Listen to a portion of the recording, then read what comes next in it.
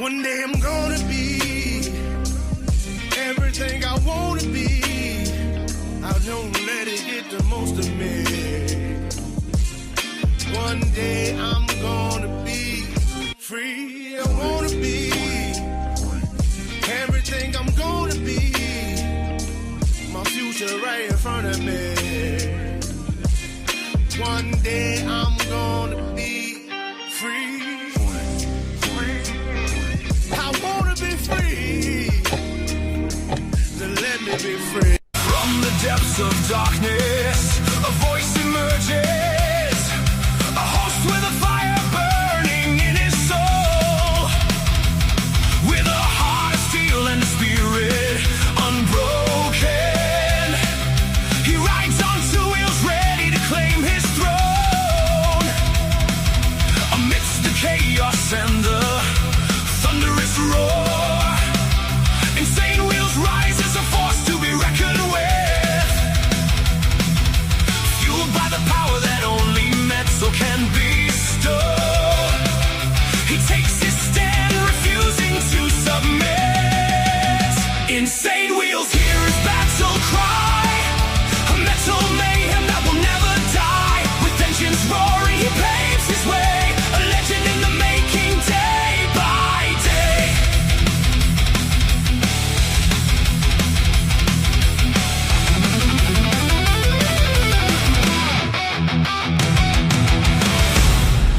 Wow. Good morning, ladies and gentlemen. We have a big morning ahead of us, as we seem to always do. Great to see everybody. You know, big round of applause for all the homies coming in. Absolutely. We've got a very big morning ahead of us. We got a lot to discuss, not only with Iran, but we got a lot to discuss with Russia and Ukraine as well. But first, as you guys see on the title here, Iran deal faces first major test. And we're going to get into what I mean about that. But first, let's give you guys the chronological breakdown of what we're going to be looking at from the previous 24 hours leading up to current time right now. Vice President Vance holds White House press briefing, and he held a pretty decent one yesterday. And I'll tell you where he's basically correct and incorrect. And then we have Ukraine's largest drone attack on Moscow blows massive oil storage lid sky high. And I'm sure that some of you guys saw that on social media. There's a few outlets that put this out. And it was a big deal. We got Ukraine that's actually attacking Russia and their oil storages and oil infrastructure right now. So it's a big deal. And then we have about 18 hours ago, this was breaking, heavy police presence in Times Square. I'm not really sure what the deal is of what's going on. It says there is a heavy police presence in Times Square following the New York Knicks championship parade.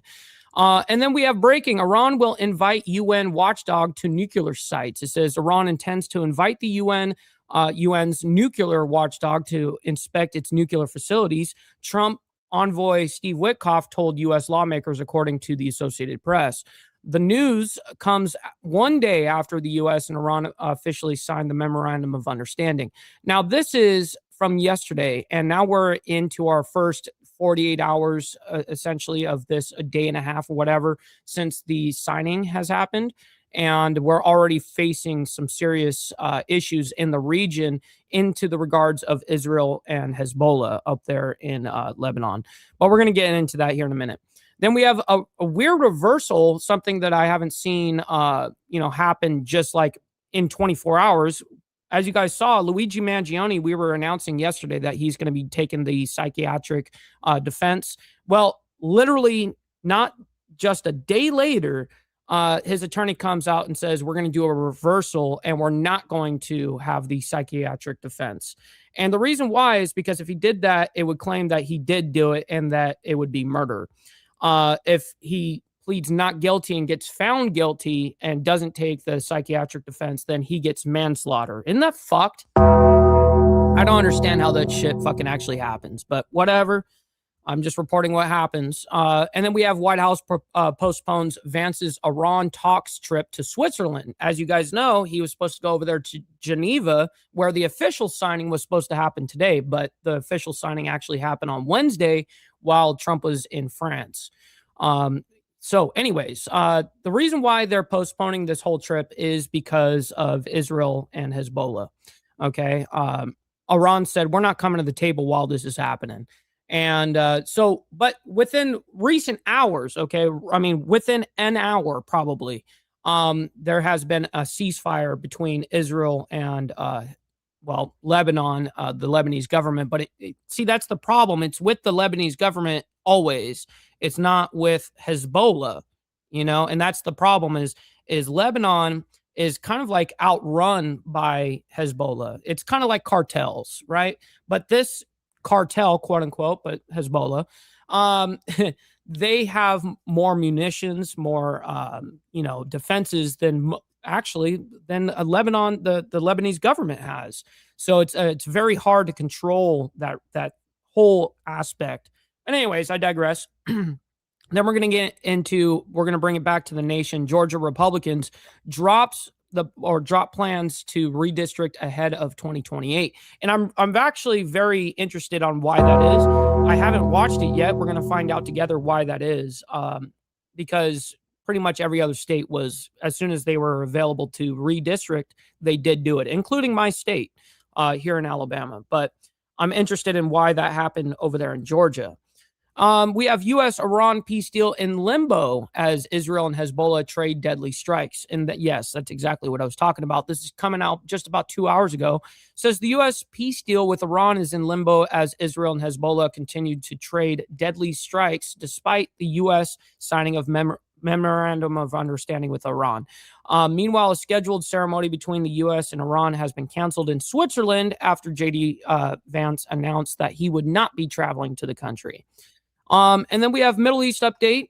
Israel and Hezbollah agreed to ceasefire amid the U.S.-Iran peace agreement. This coming out 40 minutes ago, okay, ladies and gentlemen, 40 minutes ago. It says Israel and Hezbollah have agreed to ceasefire. Now, here's what I'm interested in.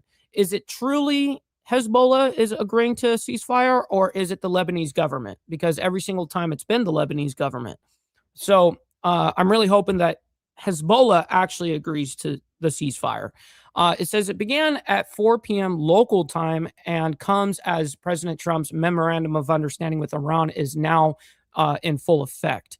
All right, so that's what we're looking at this morning. We're going to get into a big discussion as we always do. But first, let's do our call to actions, and then we'll, try to say hi and get right into the madness.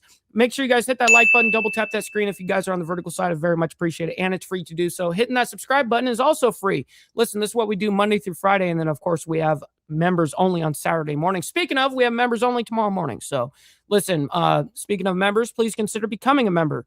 Starting only at $2.99 a month, making sure we're not breaking the bank out there with anybody. But check it out. This is what allows us to be on these airwaves, as well as have these lights on. So thank you guys for becoming members and staying members. A little side note here, follow my Instagram at BallValveTV, where I post everything behind the scenes of not only my life, but as well as the show, Millennial Food Time, breaking news, as well as politics, all that great shit, man. It's a great way to get a hold of me one-on-one. And we have a Discord server for all you legends where we continue the conversation as a community. Go in the video description down below, and that's where you will find the invite link. And last but not least, all super chats, super stickers, gifted memberships, and membership signups are, of course, all going to be presented live and shouted out onto the show. But if you guys would like to skip that YouTube 30% brutal cut that they take from your hard-earned cash, we have these platforms that are scrolling around the screen. At any time, you can donate to those, and I get 100% of the proceeds. And, of course, we'll read anything that comes our way, just like a normal super chat, so you can interrupt the show just like you would be able to with a super chat. So, all right, good morning to everybody, man. Great to see everyone in the chat. We got a whole bunch of legends in here. We got Naomi in the building, as well as Brother Virginia Chaos. We got Brother PJ as well. Good morning to you guys. Hopefully all is well. We got Brother Warliner as well as Rabbit of Chaos. Good morning to you guys. Vanguard Critters, good morning as well. We got Sick Bastard, yes sir. We got Easy Frank as well as Big Kurt. Good morning to you. We got Creep Show. Good morning to you as well. We got Steve Posey in the building. What's up, Texas Gidget? Shout out to you, by the way. Good morning. We got Bill Castle over there. Appreciate you from the West Coast always. Scrolling on our full way down. We got 5150 Boomer. Yes, sir. Good morning. It's Two Wheel Jesus and Pablo. Good morning to you guys. Yes, make sure you guys hit that like button, by the way. We got KP Nordic. Good morning to you as well. Always appreciate you guys hanging out with us. Brother Dean Savage over there in Israel. Good morning to you as well. Let's see here. He says 1600 hour time in effect. Exactly. 4 p.m. for you guys that don't read 24-hour clocks. Let's see. And Naomi says, Creep Show sent gifts. Well, thank you for sending the gifts over there on the vertical side. I very much appreciate that. Unfortunately, I can't really see it on my side. Actually, I can't see it at all. So thank you, mods, for letting me know. Let's see. We got Mac as well. Good morning to you. We're scrolling our way down as fast as humanly possible. Let's see here. Yeah, that's facts, by the way. All right. Looks like we're all pretty much caught up. Let's get into the madness this morning, ladies and gentlemen. It's a lot to discuss this morning. Vice President Vance holds White House press briefing, and this happened yesterday. And we're not going to play the whole thing either because it's going to take way too long, but we are going to take his basically the front half of the monologue we'll go ahead and take because it is too long for us to go ahead and listen to 50 minutes of monologue plus questions and all that shit. But anyways, here we go. We do see the vice president now. Let's listen in. Peace plan in Iran is already bearing real fruits for the American people. Last night, 12.5 million barrels of oil went through the Creep Show saying, BV, it's Rabbit. Good to see you, bro. Yes, it is great to see you. And I would have not recognized, other than the 38. I see the 38, and that makes it where it's like, oh, that's the homie Rabbit over there, dude. Great to see you. The Strait of Hormuz. That is a high since the beginning of the conflict. Oil prices are down nearly at their level from the pre-war conflict. Gas prices dropped below $4 a gallon today for the first time since the conflict. And importantly, they're going to keep falling further given how low oil prices are. On the military side, the Iranians, for the second night in a row, did not shoot at any ships in the Strait of Hormuz. So far, they are honoring their end of the commitment. And on the blockade, CENTCOM has allowed north of a dozen ships to go through our naval blockade, and so we're also honoring our end of the early part of the agreement. And there was movements throughout the strait. Now, there was a threat that the strait was going to be shut down again because of this whole Israel and Hezbollah conflict that's happened within the last 10 hours, really. I mean, we're talking very, very recent here. Overnight, they were basically going to, well, they threatened to shut down the strait again. So let me get the straight on the military side. A couple of things that are still true and will be true whether the Iranians comply with the rest of the deal or not. Number one, their nuclear program has been completely destroyed. Their capacity for enrichment, the facilities at which they were using to develop enrichment and develop a potential nuclear weapon, those facilities are still destroyed. Their conventional military is still destroyed. Their capacity to threaten their neighbors is still large. Okay, so from what I can see over here, by the way, I'm looking at the live marine traffic right this second, by the way, and it looks like we still are seeing movement, not extreme movement. You would normally see, shipping lanes actually going through here, but there is a little bit of movement, a lot more than what we saw during this standoff here. But there is some still bit of movement, but most of the vessels and tankers are just sitting there at anchor. They're just anchored up waiting. But there has been some movement, and there is a little bit right now. So we keep our eye on the ground, what's actually happening. Not necessarily what governmental officials will say. But anyways, here we go. Gone, and now we see whether they are willing to comply with the next step of the president's peace wild plan. card. Good morning. As you all know, the part of the peace plan, the part of this MOU that I think have been most misrepresented by certain parts of the media is the idea that the Iranians get all these benefits. You will hear things about $300 billion or $24 Josh Phillips, my man. Good morning. billion or this or that number of money or amount of money. And the simple fact is that the only way the Iranians get any of those resources, not a single penny, by the way, from the United States of America under any circumstances, but the only way that they would ever get any benefit of the bargain is if they comply fully and change their behavior. And so, which is true. Okay, but let him go on a little bit more, and then I'll explain about the 300 billion and the 24 billion. So you really have a win-win situation for the United States of America. If the Iranians don't... Holy shit, Sterling Whale gifting out a major whale, by the way. Gifting out 20 gifted memberships. Let's fucking go, bro. I very much appreciate you, kind sir. That not only helps me, but 20 others in the Insane Wheels family. I very much appreciate you, kind sir. That is fucking epic. Making it rain in the chat like a motherfucker. We always appreciate you, bro. Change their behavior, their military and their nuclear program is still destroyed. If they do change their behavior, then they are going to have a transformative relationship with the Middle East, and the Middle East will have a transformative relationship with the people of Iran. That's a win for the American people and for the President of the United States, regardless of which option the Iranians ultimately choose. We obviously want them to choose the right option. The interesting thing about their system, and I think it's important for the American people to appreciate this point in particular, is that there are real divisions within their country about how exactly to proceed. And what we've seen over the last couple of months is that the pragmatists within the Iranian system, the people who really do want to transform their relationship with the Middle East and with the world. Oh shit! Virginia Chaos also dropping a 5-banger as well. Let's freaking go, man. gifting out 5 gifted memberships as well. Listen, this is the perfect time for gifted memberships to be flowing, and you guys signing up for memberships, obviously, because tomorrow morning is members only. Every single Saturday morning, 10 a.m. Central Standard Time, we go live and we have a members only where we don't discuss any of this shit. We actually have a fucking good time, and good laughs are had. That's what it's all about. We do this Monday through Friday, so no need to keep beating a dead horse kind of thing, right? Those people are winning the argument. Thank you, The United VC. States wants those people to win the argument. The United States wants to have a better relationship, but in order for that to happen, the Iranians have to perform. And if they don't perform, as we've said before, they don't get any of the benefits of the bargain. So what I'd ask all of you is just to report honestly that the United States isn't giving up a cent of money to Iran, and even the economic benefits, the sanctions relief and so forth that comes along with this bargain only happens if the Iranians perform. So with that, I want to say thanks to all of you. It's good to be with you this morning, and I'll kick it over to questions. Let's start right over here to the right. Thank you, Vice President. I wanted to ask a follow-up on something. And we're going to take a couple of questions because his front monologue was only 3 minutes and 30 seconds. Okay? So that was it. Now he's going to take a few questions, and one of the questions is going to be about 300 billion and the frozen assets, Iranian assets of 24 billion. You just mentioned, you talked about the possibility of the current Iranian leadership fundamentally changing their behavior.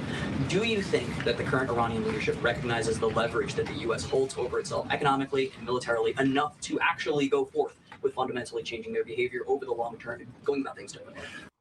No. When it comes down to the IRGC, they're unfortunately, if they're going to be in place, the only way, again, I reiterated this yesterday, and I've been saying this, the only way the IRGC is going to concede in anything going forward after the 60 days, it would be if they got paid handsomely to basically play nice. Because otherwise, that regime they're going to play this game. This is their game. This is what they are like, what they live to do, So I certainly think they recognize the leverage that the United States has over them. We've seen that in a number of our conversations. We've seen that. The only real leverage we hold over the world and Iran, of course, is our military equipment, our assets, those kind of things, our striking power, all those things. On a military front, yes, we are kings. But when it comes down to a geographical area where, this is where shipping lanes go through and shit like that. So international waterway, and they have the ability to just threaten the fucking area and then everything shuts down. They don't even have to enforce it. They just have to threaten it. So this makes it very hard on the United States on a geographical front. And obviously it hurts everybody, not just the United States. It hurts everybody financially, including Iran. Just in their behavior over the last couple of days. They certainly recognize that the United States has great leverage. Will that ultimately lead to a change in behavior? I don't know. I've seen skeptics of the deal. People say... I can answer it, no.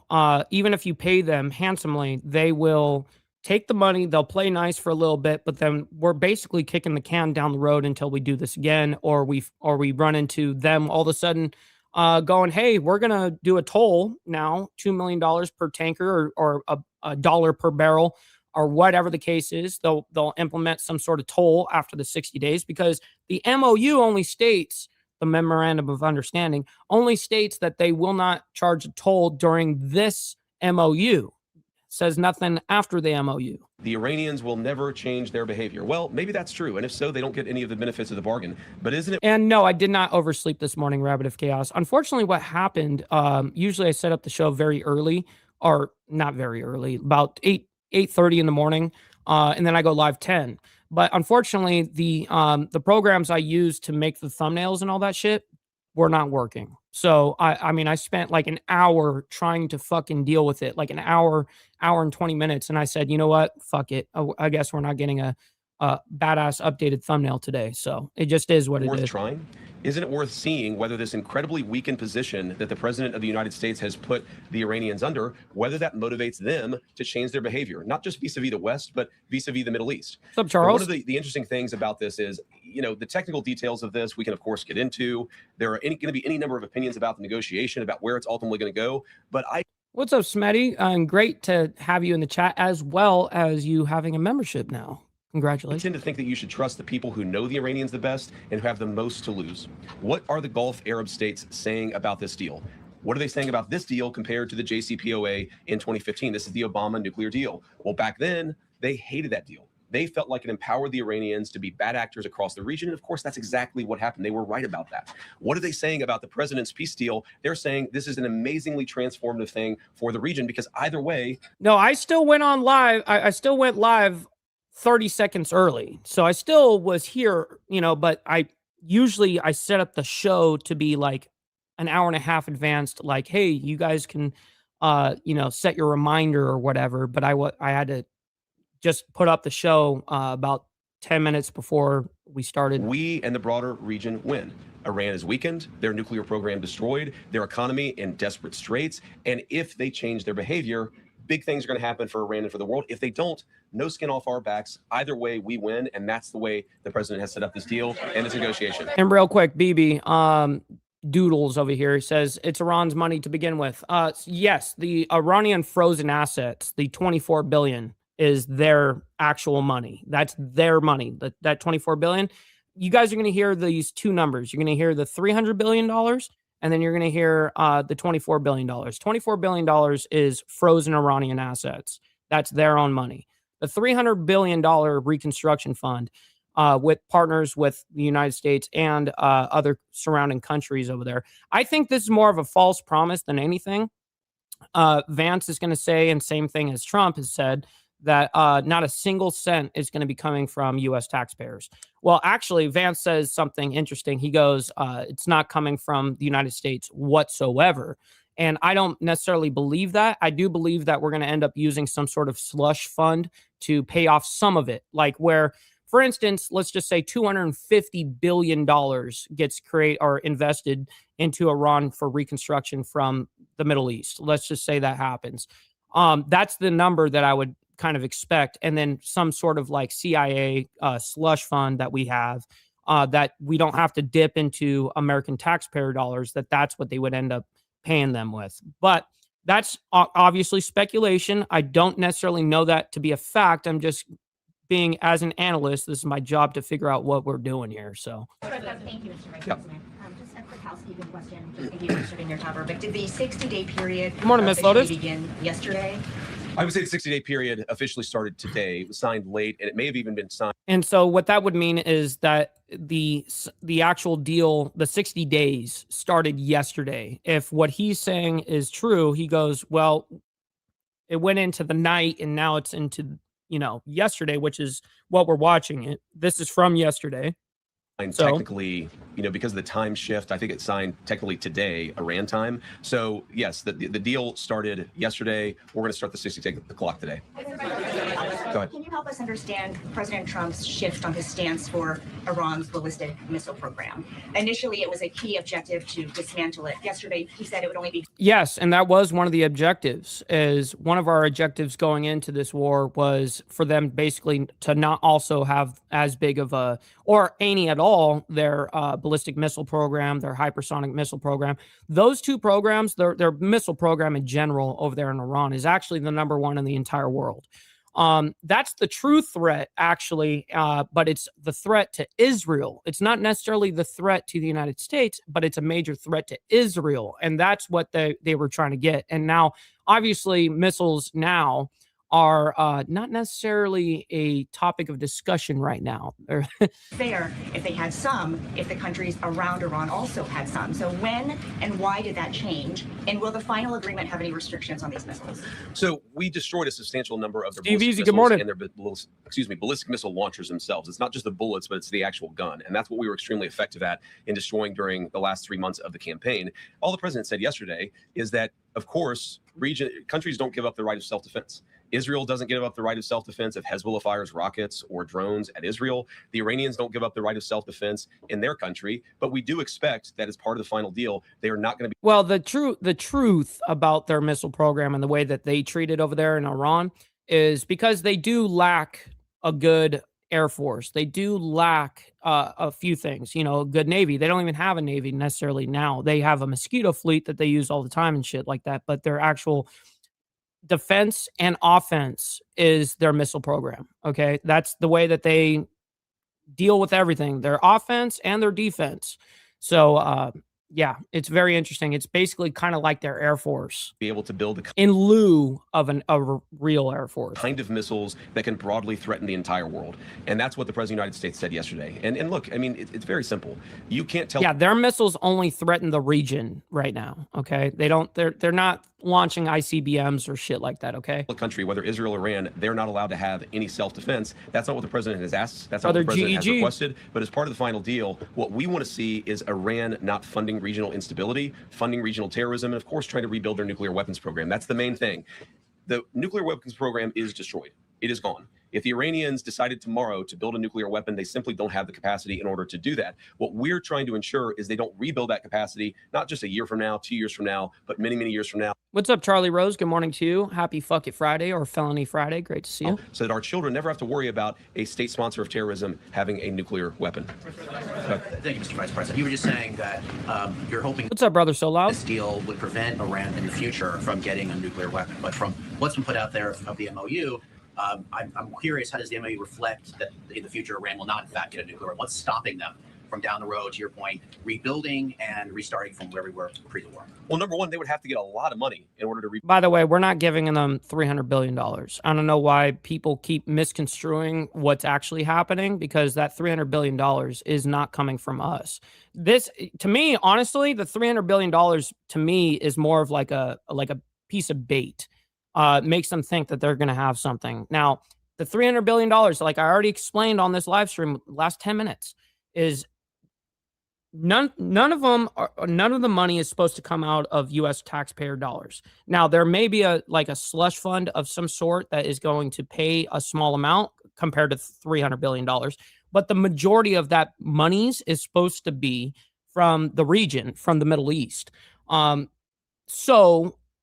Basically like a reconstruction fund, so that the way that they're looking at it is like, we'll pay you to just be peaceful. We'll pay you just to relax, kind of thing. Because if we were to immediately pull out, let's just say, Iran would definitely want to attack or have issue with the Gulf states that sided with us. So how do you get them to stop attacking you or to stop being a threat? Well, you basically pay them. Build a nuclear program. You're talking about billions and billions of nuclear infrastructure that the United States destroyed. In order for them to rebuild that program, they would have to get a lot of money. And we have them in an economic chokehold right now that we're not going to release until they fundamentally change their behavior. What would that look like? That would mean a real inspections regime. That would mean a real enforcement regime. As the MOU contemplates, that would mean the destruction of their enriched stockpile. All of these things are the sorts of steps you're going to take if you're serious about ending your nuclear weapons program. And that, again, well, it doesn't allude to taking out their shit. It basically, the MOU, what it states is that we'll go ahead and negotiate about your nuclear program going forward. That's basically it. I mean, I have the MOU right here. So we have number 1 through 4 here regarding, the 60-day negotiation period, the mutual sovereignty, immediate end to hostilities, the Strait of Hormuz, all that stuff. U.S. blockade, economic reconstruction, sanctions roadmap, nuclear issue. Iran reiterates it will not build nuclear weapons during this MOU. That's the only real thing that they're talking about here. Okay. Then it does say the future of uranium enrichment and uranium stockpiles is left for final negotiations. So, like I just said, Vance was like saying it's alluding to that we'll basically get to deal with this right now. That's not true. That is for the very end, okay? That's for this after the 60 days. If we actually get to that deal, that's what that would bring. That's why I go back to this fundamental trade that's built into the deal.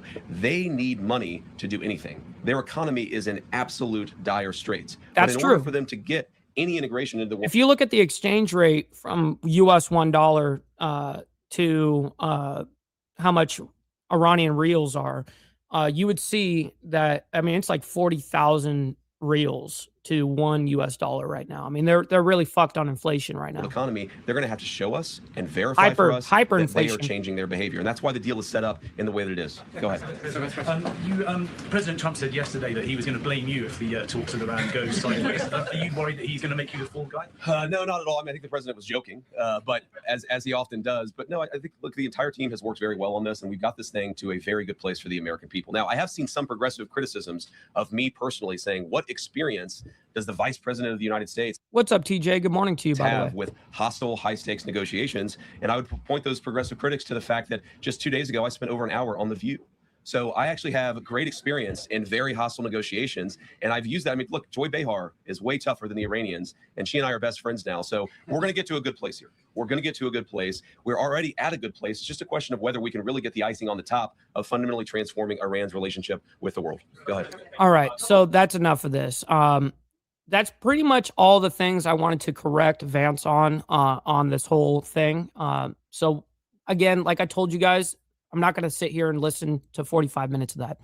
We got a lot of stories to get through this morning. And as you guys know, we condense everything into an hour show. And at longest, we go an hour and a half. So, but first, I need to bring our attention over to actually Russia. Okay, so the Russia-Ukraine war, there's been a lot of shit going on within the last 24 hours, especially overnight here. Ukraine's largest drone attack on Moscow blows massive oil storage lid sky high. Some of you guys probably saw this on social media of some sort, maybe a few different outlets that reported on it.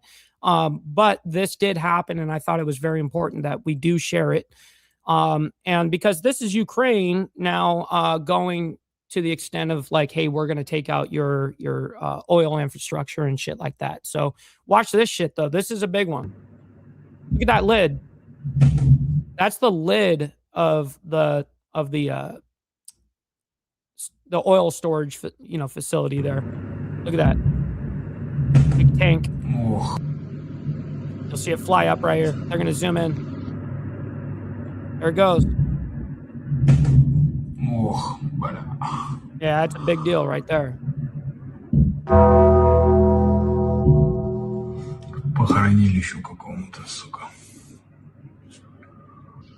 The landscape. Look at that. Just look at all that landscape. Caused by like what? 5 drones?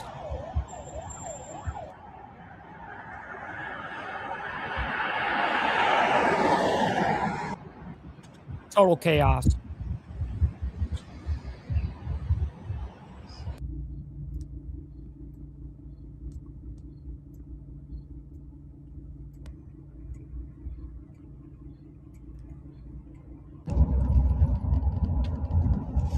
Damn.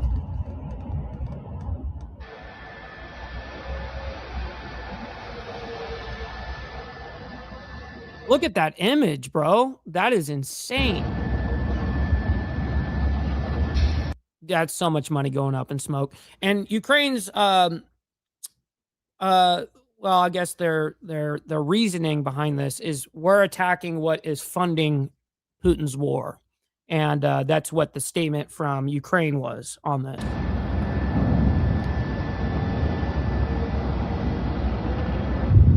They'll buff out.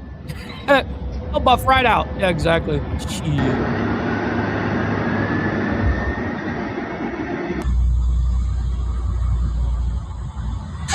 Now, what I would like to know is how many drones were actually used in this. But of course, it's not going to tell us. But if I don't imagine, it probably didn't take a lot. Let me read this real quick to you guys, though. It says, Ukraine brought the war to Moscow's doorstep Thursday, which was yesterday, obviously, unleashing a massive drone blitz that slammed into the Russian capital's key oil refinery for the second time in days.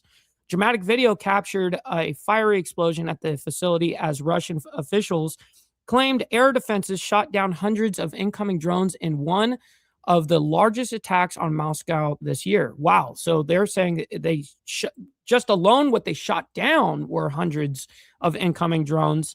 But I'm sure it only took a few to make a disaster like that with oil. In one of the largest attacks on Moscow this year, Kyiv says its growing long-range strike power is turning the tables on the battlefield and piling pressure on the Kremlin to finally come to the negotiation table. Wow, absolutely brutal.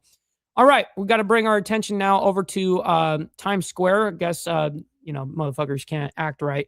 Regarding the Knicks and stuff like that, after the Knicks parade that happened over there, I guess now there's a huge police presence.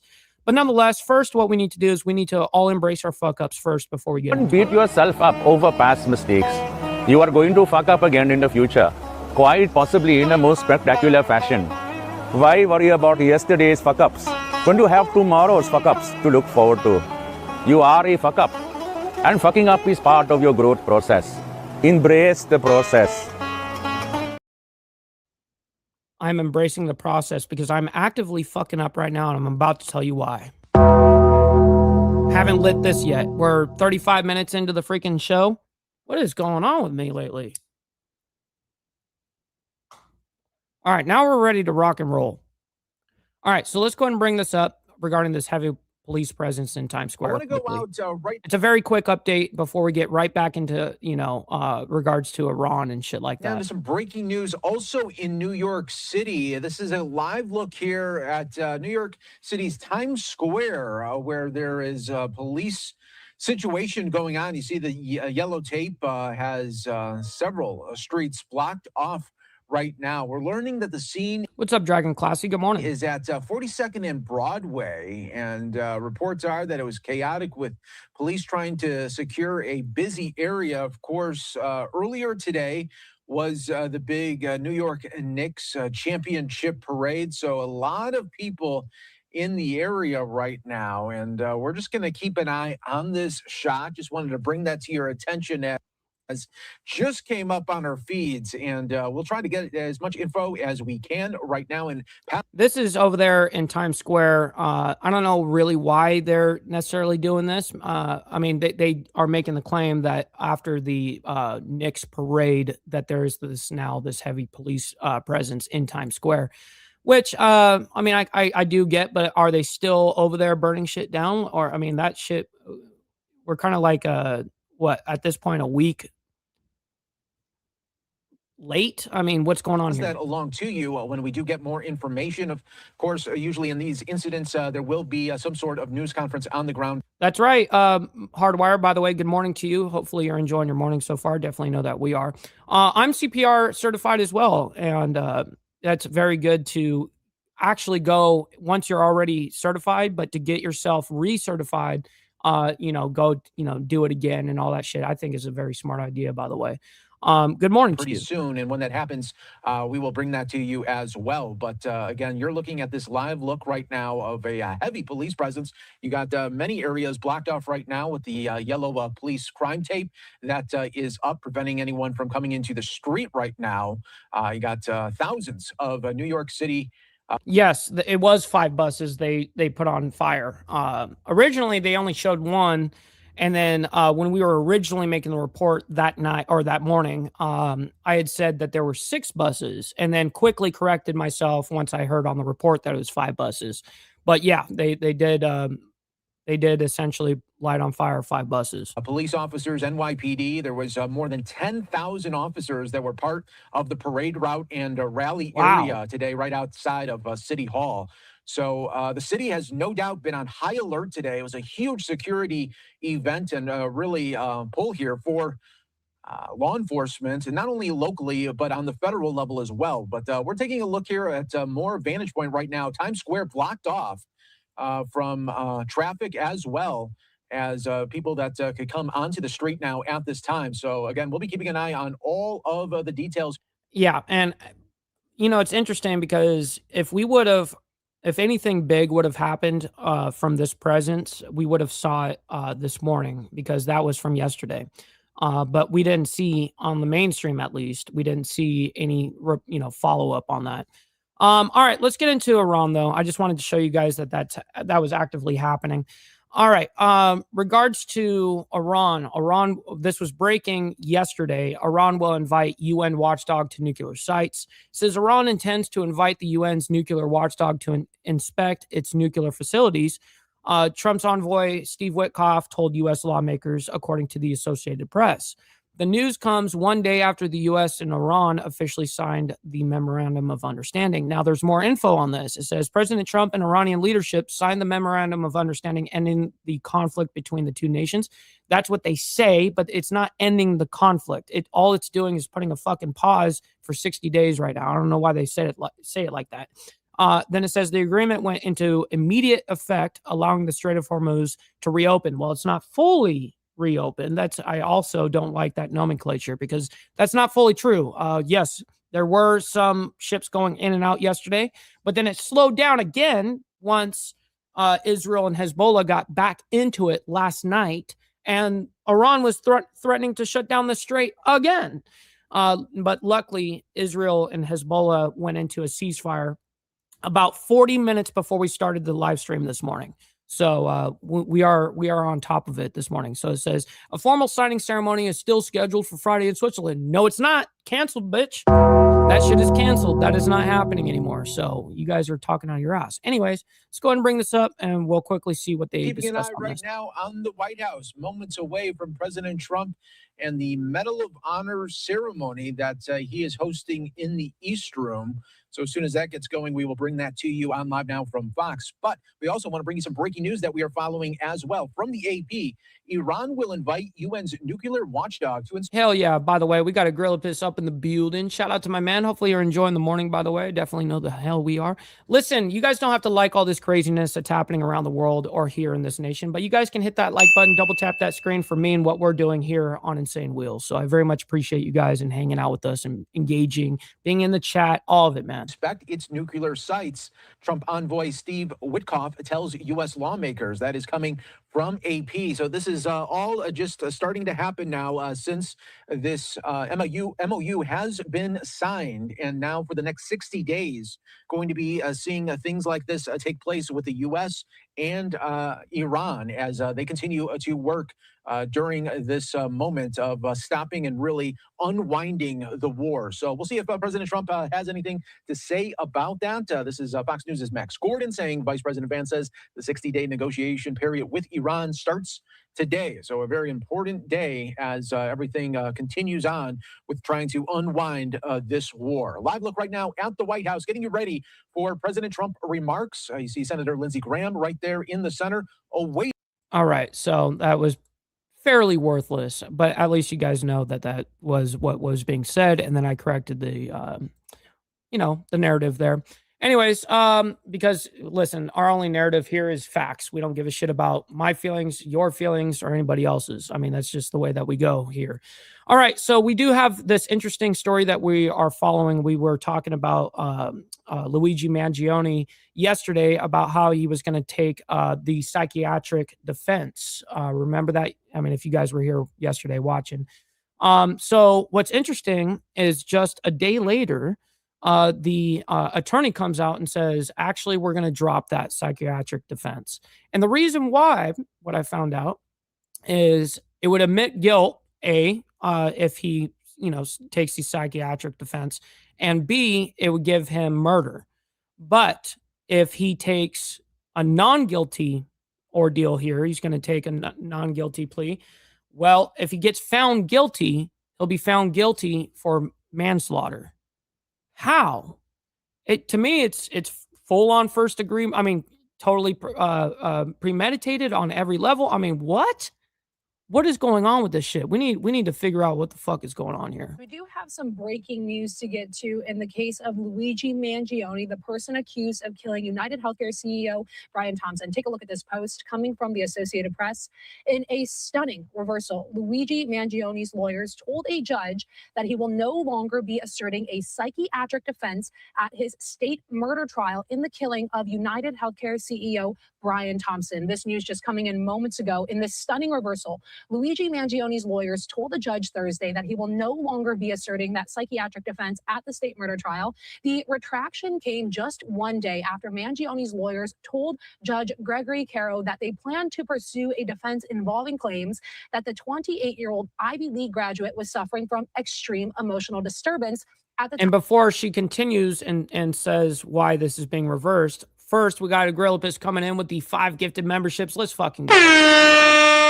If there's any day to do it, it's today, because tomorrow morning, every Saturday morning, we have members only at 10 a.m. Central Standard Time. So it's going to be a good ass time. If you guys got a membership, make sure you guys thank the people that are gifting them out, as well as show up on tomorrow at 10 a.m. Central Standard Time. We have a good time. We don't discuss any of this shit.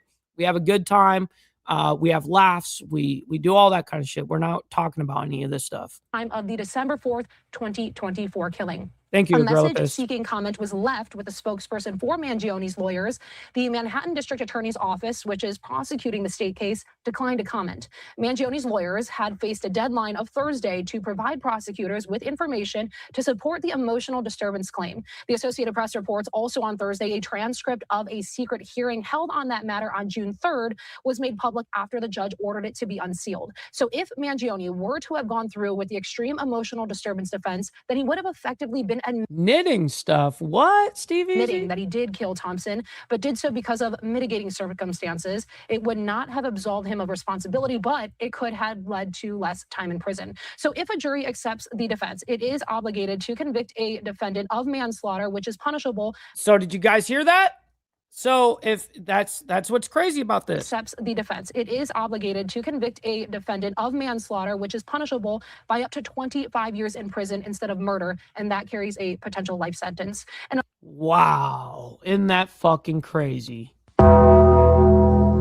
Insane. Just playing the game. a letter to the judge on Thursday, Mangione's lawyer said that the defense respects. Wow, Mr. Al Patterson coming in with the gifted 5 memberships as well, making it rain in the chat, my man. Thank you very much.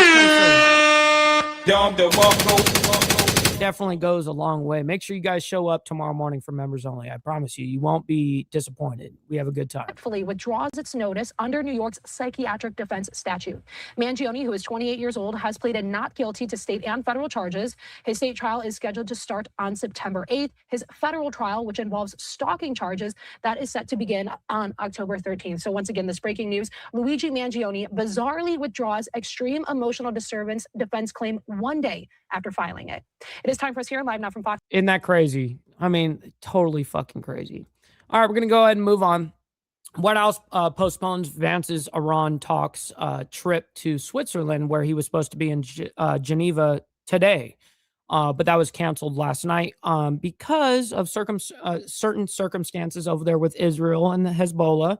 And they got into it again last night, and then they just got into another ceasefire about 40 minutes before we started the live stream. Taking a live look at the White House tonight and some major news coming out of the scheduled trip from Vice President J.D. Vance, who was going to be heading to Switzerland. We are now learning that that trip has been postponed. This coming from the Associated Press, saying the White House blames logistical issues as it postpones. Logistical issues? You mean, battlefront? Battlefield fucking issues. That's the issue. Sending Vance to Switzerland because Iran said, "Hey, listen, we're canceling our trip over to Switzerland because y'all can't get this figured out over here." Now, the truth is here's the thing: the IDF was attacked first in southern Lebanon. Okay, they got attacked first, and then they made a response. And that's objectively true. I watched all the reports happen yesterday live. I was watching it all happen. And so the IDF gets attacked in southern Lebanon, and then that's where the response came in, and then they started fighting overnight. And that's where basically Iran said they're playing their game, very well, going, okay, we're not going to the table anymore on this shit. Well, even though we're supposed to be there, to get talking about the next 60 days, like leading the actual deal about their nuclear shit. That's what they were supposed to negotiate today. But Iran also claimed that they're not going to attend. So that's the real reason why we pulled out as well, because those two started fighting. And for talks with Iran negotiators. Now, this is what we know so far. According to the White House, they're saying that Vice President J.D. Vance is delaying that trip to Switzerland, where he'd been set to lead a new round of negotiations with Iran over its nuclear program. And this is raising questions about what's next for the tentative agreement to end the war. The team led by Vance was ready to leave, but is postponing, according to the White House. They're citing difficult logistics for negotiations. And this announcement follows a report from a pan-Arab satellite channel that is politically allied with the Iranian-backed Lebanese militant group Hezbollah that said that Iran was delaying sending its delegation to Switzerland because of Israel's ongoing military campaign in Lebanon. So again, the White House, though, saying logistical issues are the reason why J.D. Vance is now delaying his trip to Switzerland to continue those negotiations with Iranian officials. Now, this comes after a tentative agreement between the U.S. and Iran is now in effect. But there are some important questions on how this will be enforced, especially when it comes to Iran never getting a nuclear weapon. Fox's Rebecca Castor has the latest from Washington, where White House officials are strongly defending this deal. World leaders may be praising President Trump for signing a tentative peace deal with Iran, but back in Washington, he's facing an avalanche of criticism from both parties. What Trump has done in Iran is the art of the disaster. I believe he is getting poor advice. I would suggest us giving the president no time to negotiate. And the only reason why they're actually against it like that, not Chuck Schumer, I believe, but maybe possibly, but Ted Cruz, for instance, it sounds like he's against the war, and he is he's against the MOU. And the reason why he's against the MOU isn't because of the same reasons I'm against the MOU. He's against the MOU because Israel doesn't like it. Okay, let's just call a spade a spade. That's, if you'll see the Republican side that doesn't like the MOU, and they're not like actual America First type of people. They're not funded by fucking AIPAC. They're not those kind of things. They're against it because Israel's against it. Let's just call it like it is. he is getting poor advice. I would suggest us giving the president no time to negotiate. The initial deal reopens the Strait of Hormuz, lifts the U.S. blockade on Iran's ports, and gives the regime 60 days to make a more substantial deal, which must include enforceable guarantees they'll never obtain a nuclear weapon. Otherwise, and the War Department is here and prepared to restart if we need to. But some lawmakers think, and I showed you guys that interview of Hegseth yesterday. The U.S. gave up too much too soon. Iran can once again make money off its oil sales and is set to receive $300 billion for rebuilding and development. Although the White House says that funding will come from other countries, not the U.S. They will have billions to rebuild their nuclear program. They will have billions to build more missiles. Playing the role of... Yeah, but that's, first of all, their $24 billion, that's Iranian frozen assets. That's their money. The billions of dollars that he may be alluding to is that $300 billion. Well, if it's true what Vance and Trump is saying, that it's zero U.S. taxpayer money, well, then, you can't stop, just like what Trump actually legitimately said yesterday, you can't stop other countries from wanting to, keep their own region intact. You can't stop them from investing into their country. Now, why would they want to do that? The thing is no one really wants to do that, and no one's actually going to do that. I think the $300 billion fucking reconstruction fund, possible access to is the United States basically dangling a carrot for Iran. That's what I truly see, because I just don't see at the end of the day that they're going to receive a $300 billion reconstruction fund package severance. It's not going to happen. Chief Defender at the White House Thursday, Vice President J.D. Vance insists any U.S. concessions are conditional. We have all the cards. If the Iranians want the benefits of the bargain, they have to give... We do not have all the cards, but we do have a decent amount of, negotiation room, but not as much as he makes it out to seem. Concessions are conditional. We have all the cards. If the Iranians want the benefits of the bargain, they have to give us the things that are necessary to get mama? Those benefits. In a new written statement, Iran's... And if he's talking about specifically the $300 billion, then sure, that would make sense, but not the entire negotiation. Going forward, we don't really hold all the cards. There's a specific card that Iran holds that is unfortunate, whether we like to admit it or not. It's something that they are able to do, and it's them shutting down the Strait of Hormuz. And again, them enforcing them shutting down the strait is very easy, because all they have to do is threaten it. They don't even have to enforce it. They just threaten it, and then all of a sudden, all the ship owners and the insurance companies that cancel, they're like, yep, you're not going through, don't fucking proceed. That's how that shit goes. Supreme leader says he did not initially support this deal, but gave his permission for Iran's president to sign it on his guarantee it protects the rights of the Iranian nation. In Washington, Rebecca Castor, Fox News. What's up, Mama Iron Ranger? Good morning to you. Happy Felony Friday, by the way. Hopefully you're enjoying the morning. All right, let's bring our attention over to national. Let's go to the United States real quick. Georgia Republicans drop plans to redistrict ahead of 2028. Now, it's interesting because, obviously the Supreme Court ruling that allowed where they're not going by race theoretically. Ever since that's happened, we've seen basically all of the South maps, congressional maps change. Now Georgia is saying that we're not going to do it. Now I'm very interested into why they're not going to do that. And I'll give you guys an honest opinion that I think that is actually the smart idea was to actually hold off where, hey, these redistricting is going to be implemented, but we'll do it in 2 years. We'll hold off on it for 2 years and then we'll allow. But see, that's the problem is people aren't thinking on this is a people, think about all those politicians that were running in different areas that all of a sudden their district is no longer. How much money? It's about protecting the people in my opinion. But anyways, I do want to hear about what they're saying here. We do want to bring in Vote Beat's Jessica Huseman to discuss the latest in Georgia. Jessica, good evening to you. Good evening. So let's start here. What was the rationale from Republican lawmakers who were deciding to take this redistricting off the table this session? What they said is that they wanted more time to consider it. They wanted more time to get input, and they wanted more time to understand the very new legal landscape that redistricting. Well, that's actually a very smart play by the Republicans in Georgia. Is facing right now. The Calais decision from the Supreme Court, which I'm sure that we will talk about, happened only a couple of months ago, and we have seen Republican states redistrict in lightning speed, and certainly also a couple of Democratic states as well. This has been so fast, and so I think that the Republicans in Georgia say that they want to slow down. This doesn't mean that they won't do this again before 2020. What's up, Extra Surprise? Good morning to you, by the way. Hopefully you're enjoying your Felony Friday. But it does mean they are not doing it during this special session. And I will ask you more about the future in just a moment, but what was the response from Democrats? I think jubilation is a good way to sum it up. They very quickly took credit for this decision.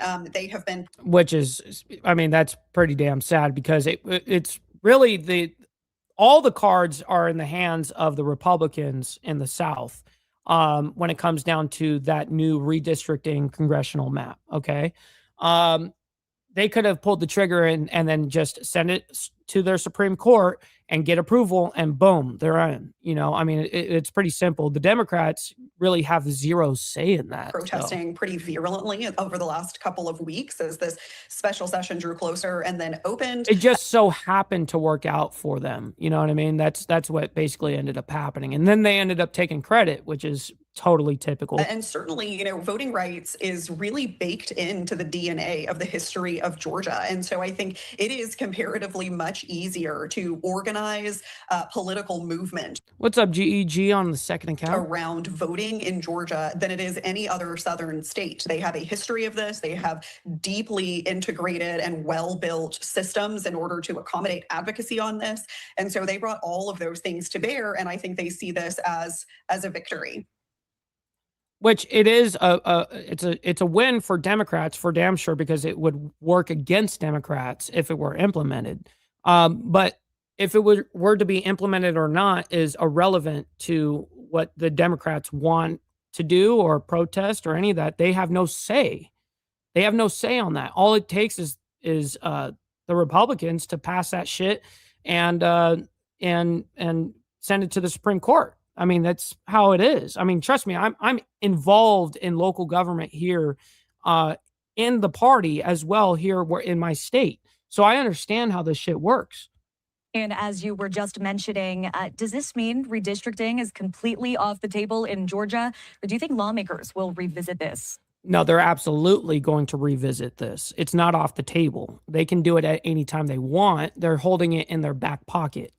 I think that they will probably revisit this. Whether or not they ultimately go through with this, I could not tell you. But I think for now, they have realized that the political headwinds are against them. They are facing really difficult statewide races in Georgia in the midterms. Yep, John true. Ossoff. And that goes for a lot of states, actually. Is on the ballot and Southern is states. frankly very likely to win that race. And so I think anything that Republicans did at this point might risk turning Democrats out instead in much higher numbers. We have seen Democrats in Georgia turn out in protest of voting rights issues before, and they could have done it again this year when they are already mobilized. And so I think Republicans are putting this aside for now, but I think once this political moment passes, there's every chance they pick this right back up.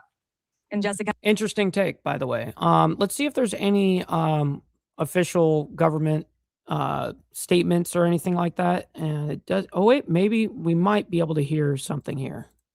Here we We go. have it now. Take a look. This is Fox 5 Atlanta on the latest. House Republicans will not be taking up congressional or legislative redistricting maps for the 2028 election cycle during this special session. It was supposed to be a special Those are all the Democrats going, yay! session dominated by a high-stakes reround of the state's voting maps. But just moments before gaveling in Wednesday afternoon, House Speaker John. I don't know why her voice over there is all distorted or whatever on this report. That's not us. That's them. Burns announced that leadership is completely pulling redistricting off the table. Maps have the potential to impact every voter in Georgia, and they deserve the same thoughtful, fact-driven process that has always guided the House. The sudden pivot. Now he's talking out of his fucking ass. Now he's catering.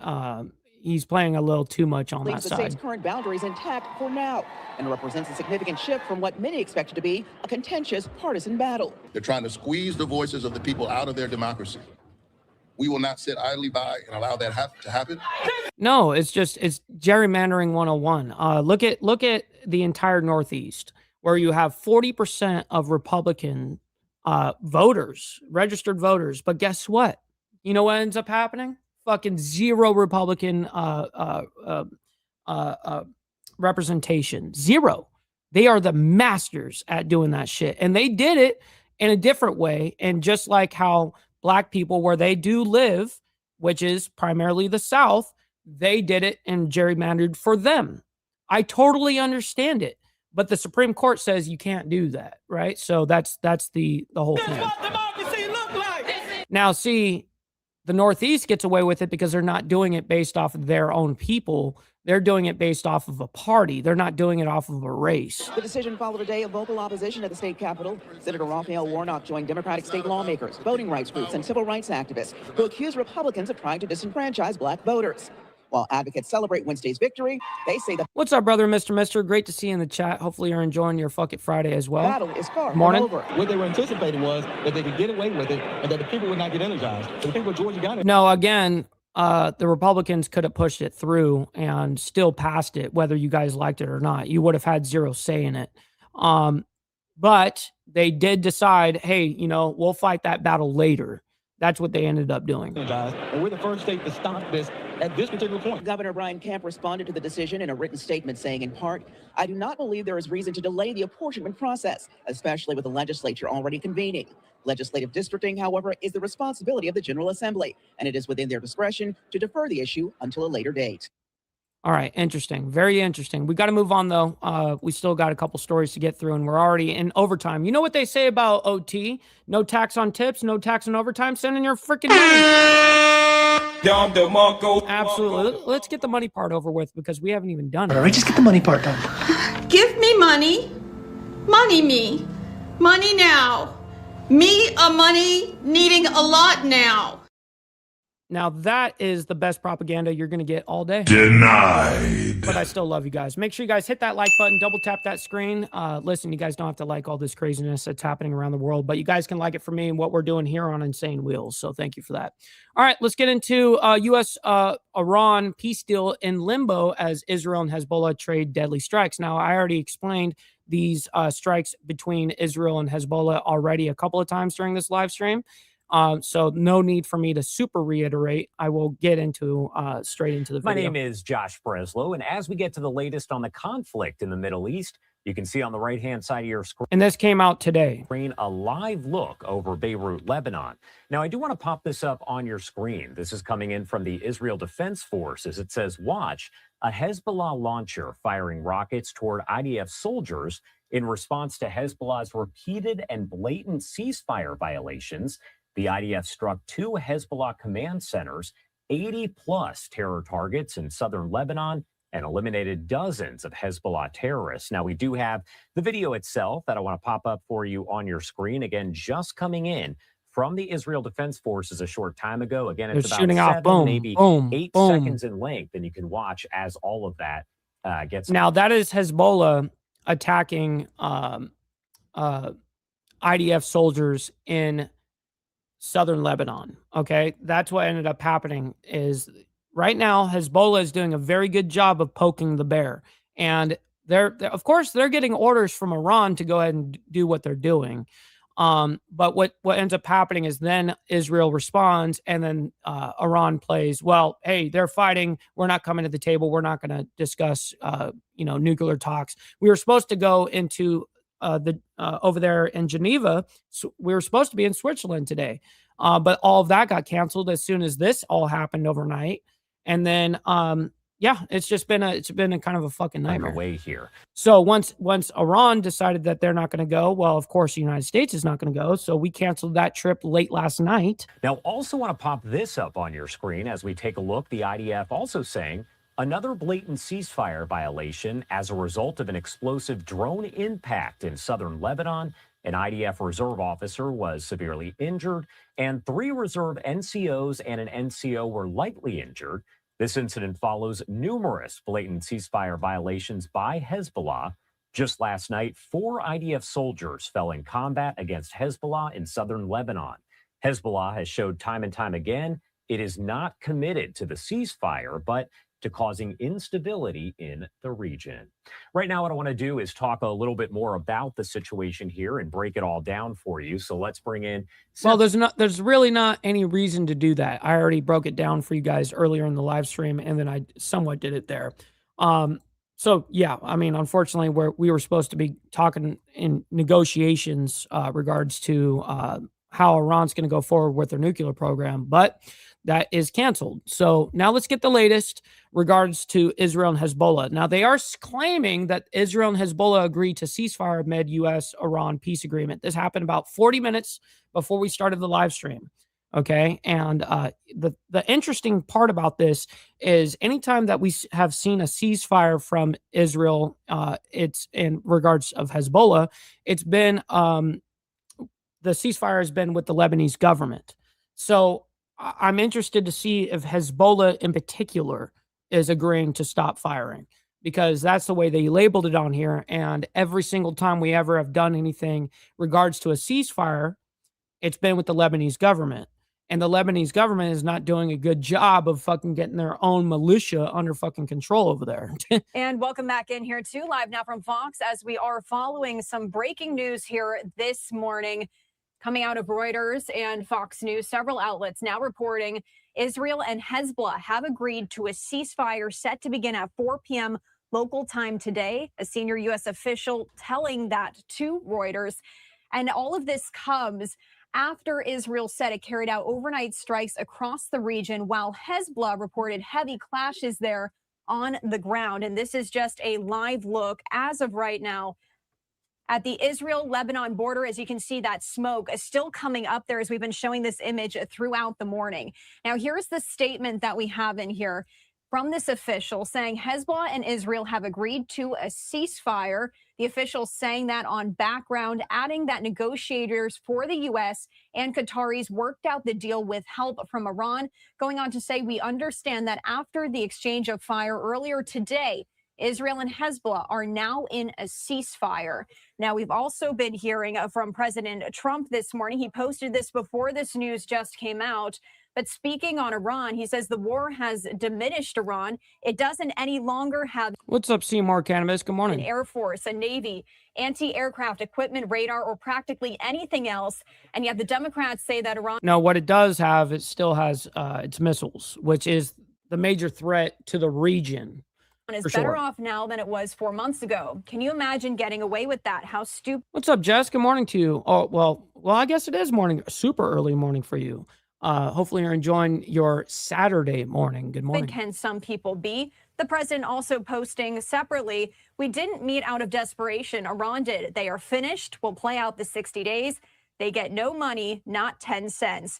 Now, a lot developing here, as it always is, as we continue to watch everything going on there in the Middle East. So before we bring in Jonathan Saye with the Foundation for Defense of Democracies, we wanted to ask you. We don't really need, let me go ahead and skip ahead. It says Trey Yingst, overnight, 4 Israeli soldiers killed by Hezbollah in southern Lebanon. The IDF responds with new airstrikes. I already knew about that. I already told you guys about that.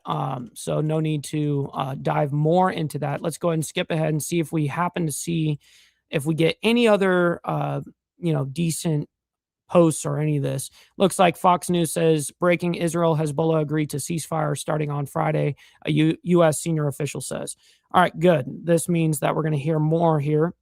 Just in, Vice President J.D. Vance has canceled his planned trip to Switzerland, which we broke that. We broke it this morning, but he canceled that last night. So I'm not sure why that's coming out right now. But anyways, cancel his planned trip to Switzerland as the next round of U.S.-Iran negotiations appears to be slipping off schedule, which, yes, that is happening because Hezbollah was attacking the IDF in southern Lebanon. And then, of course, the IDF responds. And then Iran said, hey, we're not coming to the table in Geneva today. So the move comes as Tehran's lead negotiator warns the U.S. will face a, quote, even harder slap if the U.S. violates the emerging agreement. What? All right, you can't really talk like you're the big dog around here. And the only thing that you can really do is shut down that strait. I mean, let's be honest here. That's really the only real threat. Let's see. What is the status of the Islamic Republic's government? Who is making decisions and speaking with U.S. negotiators? That's a good question, actually. I believe this is their third round of governmental officials within this war. Excellent. I just want to provide a little bit of context here because it appears that Iran's Supreme Leader Mojtaba Khamenei authorized direct talks with the U.S., but that statement was issued in a statement read by... Real quick, before she says it, listen, we have well over 300 people in here between both the live streams. Make sure you guys double tap that screen, hit that like button if you guys are on the horizontal side. I very much appreciate it. You guys don't have to like all this craziness, but you guys can like it for me, what we're doing here. So thank you for that. State media, we have not seen Mojtaba Khamenei. So this question from Zach, what is the status of the Islamic Republic's government? Who is making decisions and speaking with U.S. negotiators? That's an excellent question. And you were quite right about how you characterize how the new Supreme Leader's, authority is seen. We have not heard him. We have not seen him. The best we've gotten is more or less a written statement. Yes, I was just about to say the only thing that we actually have gotten from the new Ayatollah is basically a handwritten note that was handed to one of his officials to go and make a statement on. But that's the only thing that we've officially heard him from. Relying on leaks, suggesting that he's either alive or he's in capacity to actually lead the regime in Tehran. So that's it's a bit tough to narrow down. But reading the statement coming from him, very similar to his father. In both cases, they want to have enough plausible deniability. On one hand, they do say they authorize the deal because others and other experts and other within the regime advise them that it's the right deal, but they're cautious about it, just leaving a bit more room. Should things not work out, they're not seen responsible as the person in charge of the deal. And that's what happened with the 2015 JCPOA. The first, the second Supreme Leader, Khamenei Sr., that was eliminated in the first day of the war. He put out a statement saying, I am not for this deal. I'm worried about the optics, but that said, I'll agree to it. Let's see what happens. We're seeing something coming. Which I did see that statement, and he did make that statement. Now let's go ahead and see what Trump is saying over here. Trump is tweeting out or posting on X or whatever. We didn't meet out of desperation. Iran did. They are finished. We'll play out the 60 days. They get no money, not 10 cents. Iran is finished, it says. Paranoid, and the more fragile they become, they resume hostilities. Well, basically, the White House reposted the image of what Trump, tweeted and then says Iran is finished. To at least impose deterrence against their adversary. Jonathan, I also wanted to bring this up, this question. This is from Tyrone G. As he says, how does this MOU differ from the Obama-era Iran deal? Are you able to share with us the key differences between the two? It's a good question. Well, I'll tell you the key differences is the Iran deal, what Obama had in place was only specifically regarding their nuclear shit. Now, this MOU and what we're going to be talking about in the quote-unquote peace deal in 60 days, if it's met, is way more than just the nuclear going forward. It's the strait, it's the region, it's a whole bunch of shit. So that's really where the difference is. Well, to begin with, the MOU is a limited deal. So correct. And also the way that I was talking about is the MOU that brings us to that quote-unquote peace deal. The MOU just guarantee or is saying both sides are willing to negotiate to hopefully get a deal. That's all the MOU states. Basically what it is, it's a ceasefire for 60 days that, hey, we're willing to come to the table and negotiate. That's what a memorandum of understanding is. Not as comprehensive as the JCPOA Joint Comprehensive Plan of Correct. Action. Right. And the JCPOA was very thorough. Exactly. The MOU is not very thorough. It's just basically a framework that will get us to the complexity of the quote unquote deal. In a sense that it was talking about the level of enrichment, where the uranium Right. enrichment sites can be, what sanctions would be removed. So it was a bit more detailed because it was a later stage. Prior to the JCPOA, there was the JPOA that didn't have the word comprehensive in it. That was more or less an agreement between the United States and Iran that was signed in Oman, I think a couple of years before that. This is, I guess in theory, would be more similar to that one. But one is just the nature of the framework. It's different. But more importantly, this MOU is a bit more vague in a sense that Right. the sequencing is still not quite clear as to how. No, and it's objectively unfavorable to us right now, you know, in the language. I mean, the nomenclature of, like, for instance, something that pisses me off in the MOU, for instance, is that basically the United States has to immediately lift this, immediately do this. They have to immediately do that. And then on the Iran side, they're like, hey, you get 30 days to, like, drag your feet and open up the strait. You get 15 days to do X, Y, and Z, whatever. You know what I mean? They get to have more leniency on their side. Meanwhile, we have to fucking do shit immediately, which it's not a good look all the way around. And then that's not even discussing about what people's actual contention is that reconstruction fund, which unfortunately people are getting upset about a reconstruction fund that they know nothing about. It's not that we are paying that $300 billion. That's not what the case is. It's actually the United States using that as a carrot to dangle in front of them to make them feel like that they've got something. Now, hold the phone. Most of that money is supposed to be coming from the Middle East, from the region. Okay. We got Trump and Vance are saying that we got zero tax dollars are going to be taken from, you know, and used for any of this. This is going to be the other regions doing this, blah, blah, blah, blah, blah. Now, here's the one thing that I will say about it is where we may be involved in money is we may end up giving them money at the end if this goes to plan and everything were to be negotiated in 60 days and all that shit. Well, I'm sure that we do have like a CIA slush fund or something, a slush fund of some sort that wouldn't affect U.S. taxpayers, but it would be a concession basically of us paying them to act nice. Now, that's going to be everyone's contention, of course. But it's not going to be $300 billion, okay? Even if it were that much money, the large majority of that monies would be coming from the region, not from the United States. So that's something that needed to be cleared up. How the regime is given access to which funds. Good morning. It was interesting and stood out to a lot of us how this MOU itself actually is rather... And you'd be good out there, Naomi. We always appreciate it. I guess not that restrictive when it comes to releasing Iranian funds. I know the president said Iran will not get any money or will not be paid, quote unquote. That could mean a lot of different things. You have the frozen assets that are blocked. Right. The frozen assets, that is their own assets. $24 billion of Iranian money. Okay. It's not our money. In different banks across the globe, in Qatar, South Korea, Japan, Iraq, that Iran... I hate when they call it Qatar. I mean, whatever. I mean, they say that is also a correct way to say it, but I call it Qatar, but whatever. Really wants access to. We're talking about billions.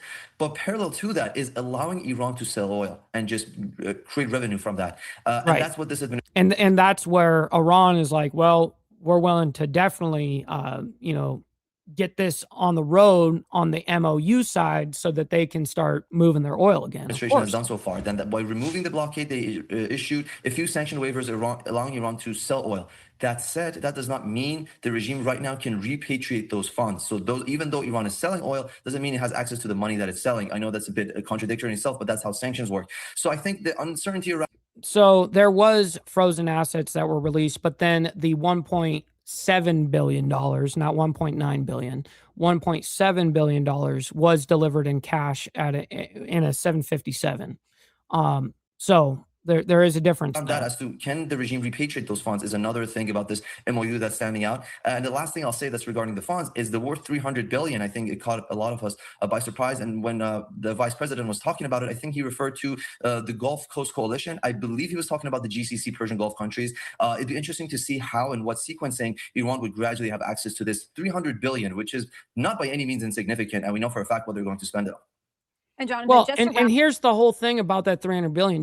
It's a made up fucking number, because no countries over there, the whole region down there, no one's said, hey, we're going to give them 150 million.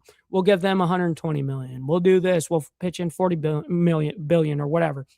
None of that's been discussed. I mean, maybe it has, but at least not that we know about. But nonetheless, that number is totally fucking made up. It's just dangling a carrot for Iran.